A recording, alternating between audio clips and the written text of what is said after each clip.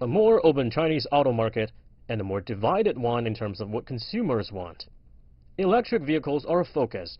They are part of China's green drive. That's why China is opening the electrics market more quickly. As you know, every OEM is having their local partner, being, the SOE or some of the private companies. And the question is really, what is the value add, or what is the value that they can actually still continue getting from their local partner? So far, besides a fully owned Shanghai factory by Tesla, most global auto brands have been continuing their partnership strategy. In fact, collaborations are deeper and wider. BMW is working with Tencent to open a computing center in China for self-driving cars. Toyota is planning to develop electric vehicles and batteries with Chinese EV giant BYD. And Beijing Auto just bought another 5% stake in Daimler, seeking joint efforts in new auto technologies. Will there be more? In the past, I think it's pretty much, setting up the plants.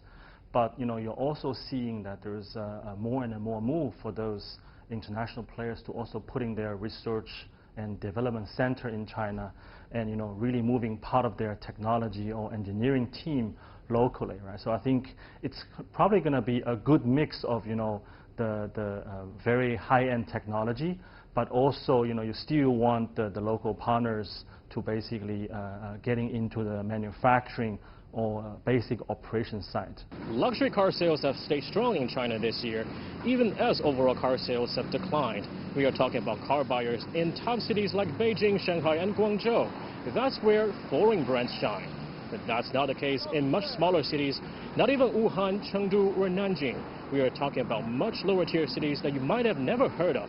They are the home turf of Chinese auto brands. Those cities have just gone through a burst of housing bubble because the local economies and spending power cannot support more home purchases. So when housing is down, will auto be next? I would say, there's also a shift from the consumers about, what cars they actually want.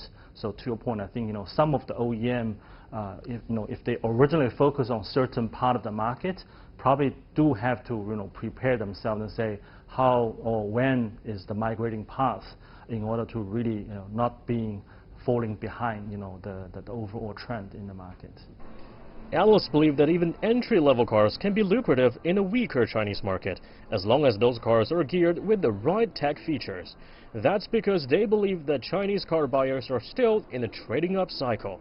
And we are likely to see more global automakers checking the low-emission, appealing price point, and high-tech boxes when launching products and setting up factories in China. Xia Cheng, CGTN, Beijing.